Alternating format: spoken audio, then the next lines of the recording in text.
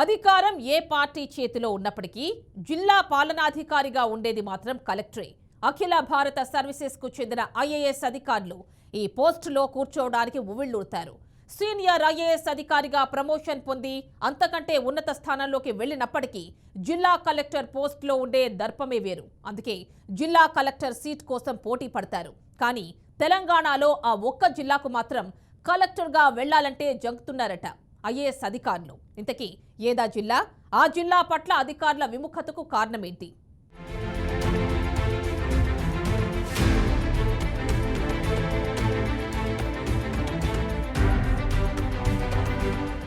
నల్గొండ జిల్లా కలెక్టర్లు ఒకరి తర్వాత ఒకరు అన్నట్లుగా ఇక్కడికి బదిలీపై వస్తున్నారు.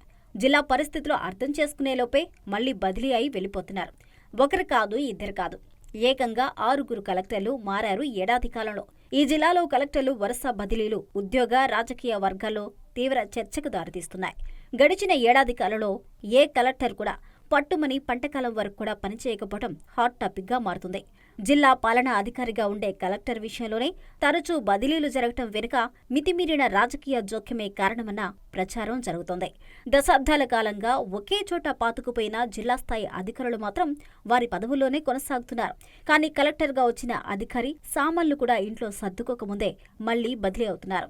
ఇక నల్గొండ జిల్లాకు కలెక్టర్గా వచ్చిన అధికారులు ఎంతకాలం పనిచేశారనే విషయాన్ని పరిశీలిస్తే 2023 జులై వరకు ఇక్కడ కలెక్టర్గా పనిచేసిన వినయ్ కృష్ణారెడ్డి యాదాద్రి భువనగిరి జిల్లాకు బదిలీ అయ్యారు. ఆ స్థానంలో కొత్తగా కరీంనగర్ జిల్లా కలెక్టర్గా పనిచేసిన ఆర్వి కర్ణన్ను నియమించింది ప్రభుత్వం. కర్ణన్ కూడా పట్టుమని పంటకాలం మేర కూడా పనిచేయలేదు. రైతు ఒక పంట వేస్తే కనీసం 6 నెలల వరకు గ్యాప్ ఉంటుంది. దాన్ని పంటకాలం అంటారు. కానీ నల్గొండ జిల్లా కలెక్టర్ పోస్టు విషయంలో వానాకాలంలో వచ్చిన అధికారి ఆ కాలం ముగియక ముందే బదిలీ అవుతున్నారు. చలికాలంలో వచ్చిన అధికారి అదే చలికోటు ధరించి మరో చోటుకు వెళ్లాల్సి వస్తుంది. పోనీ ఎండాకాలంలో వచ్చిన అధికారైనా ఆ కాలం పోయే వరకు ఉంటాడా అంటే అదీ లేదు. ఈ లెక్కన జిల్లాకు అధికారులు వస్తున్నారు, వెళ్తున్నారు. ఈ అధికారుల బదిలీకి జిల్లాలో మితిమీరిన రాజకీయ జోక్యమే కారణమన్న చర్చ జరుగుతుంది. జిల్లా కలెక్టర్గా వచ్చిన అధికారిని సరిగా పనిచేయకుండా ప్రజాప్రతినిధులు ఒత్తిడి చేస్తున్నారట.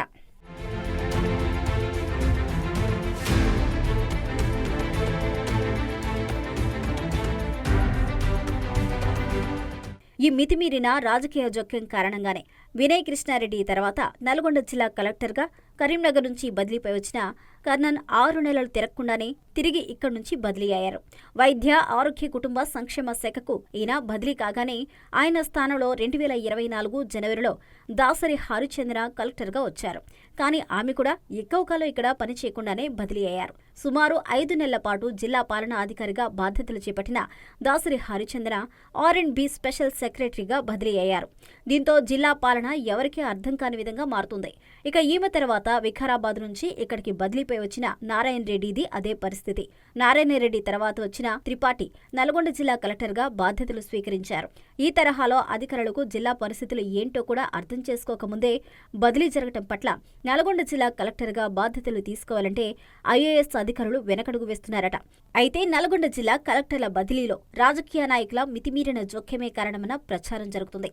అధికారులు తమ పనులు తాము చేసుకుంటూ పోతున్నా ప్రజాప్రతినిధులుగా ఉన్న కొంతమంది రాజకీయ నాయకులు వీరి పనుల్లో జోక్యం చేసుకుంటున్నారట. ముఖ్యంగా రాజకీయ నాయకులకు బంగారు బాతుగుడిలా పనికొస్తే ఇసుక రిచ్ల విషయంలో ప్రజాప్రతినిధుల ఒత్తిడి ఎక్కువైందన్న చర్చ సాగుతుంది. 3-4 వరకు ప్రజాప్రతినిధులు కలెక్టర్పై తీవ్ర ఒత్తిడి తెస్తున్నట్లు ప్రచారం సాగుతుంది. కలెక్టర్లు సొంత నిర్ణయాలు తీసుకోకుండా చేస్తున్నారన్న ఆరోపణలు ఉన్నాయి.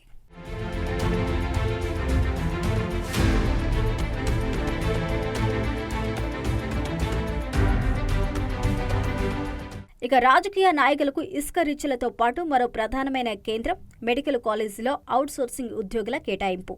ఈ విషయంలోనూ ప్రజాప్రతినిధులుగా ఉన్నవారు తమ జిల్లాకు చెందిన వారికి అవకాశం ఇవ్వాలని తీవ్ర ఒత్తిడి చేస్తున్నారట.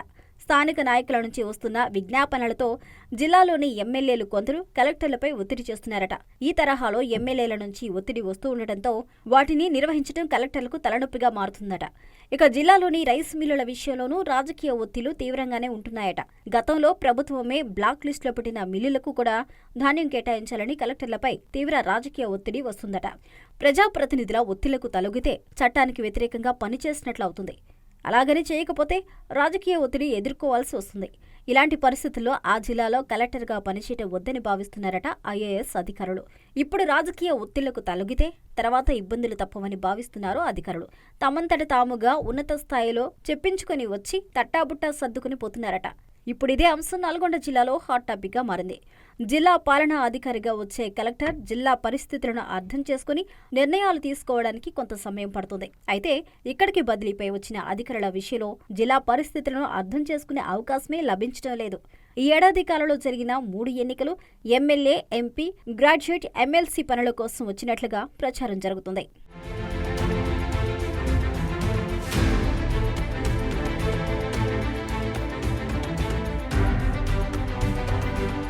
ఇక ఇప్పుడు నల్గొండ జిల్లాకు బదిలీపై వచ్చిన కలెక్టర్ త్రిపాఠి విషయంలోనూ ఎమ్మెల్సీ ఎన్నికల్లో బిజీగానే ఉండే పరిస్థితులు కనిపిస్తున్నాయి.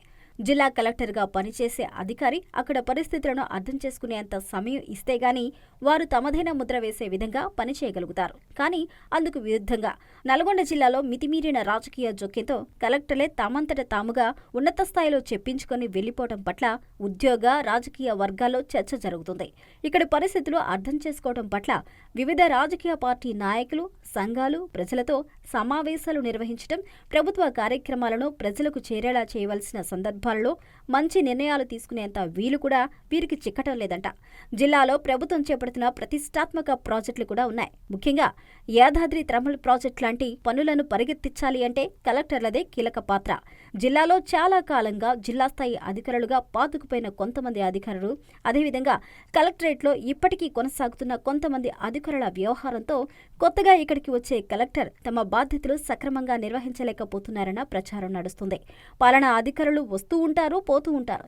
ఇక్కడంతా మేమే అన్నట్లు కొంతమంది ప్రజాప్రతినిధులు, రాజకీయ నాయకులు, జిల్లా స్థాయి అధికారులు వ్యవహరిస్తున్నారట. దీని ఫలితంగా ప్రభుత్వం చేపట్టాలి అనుకున్న మంచి పనులు పాలనాపరంగా గాడిన పెట్టే పరిస్థితి లేకుండా పోతుందనే విమర్శలు వస్తున్నాయి. చూడాలి మరి ప్రభుత్వం ఎటువైపు ఆలోచిస్తుందో.